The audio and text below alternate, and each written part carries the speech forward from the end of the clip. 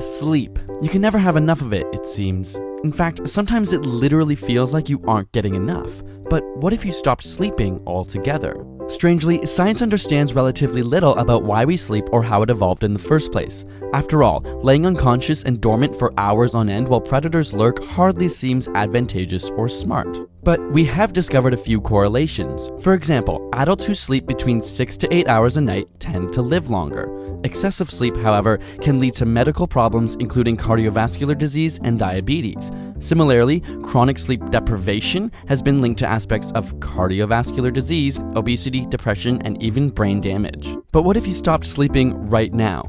Well, after your first sleepless night, your mesolimbic system becomes stimulated and dopamine runs rampant. And this may actually trigger some extra energy, motivation, positivity, and even sex drive.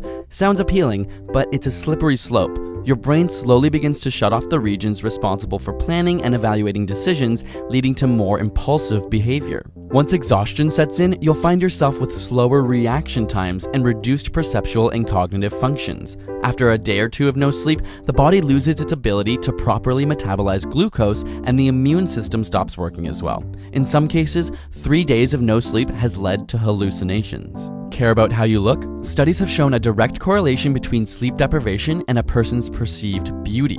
That is to say, sleep-deprived individuals appeared less healthy and less attractive than when they were well rested. The longest scientifically documented case of being awake was 264 hours or 11 days. And while they did develop problems with concentration, perception, and irritability, the surprising truth is that they suffered no serious long-term health effects. In fact, no individuals under these documented conditions experienced medical, physiological, neurological, or psychiatric problems. But there are limited studies, and this doesn't mean permanent damage couldn't be inflicted with more time.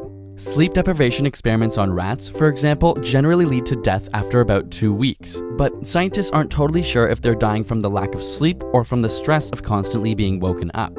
Perhaps we should look at fatal familial insomnia for an answer, a rare genetic disease of the brain which causes progressively worsening insomnia or sleeplessness, leading to hallucinations, dementia, and ultimately death. This disease has only affected around 100 people in the world, but their average survival span was around 18 months. Over time, the lack of sleep becomes worse and the body's organs begin to shut down. So, while lack of sleep won't necessarily kill you quickly, continual sleep deprivation will have a negative effect on your body.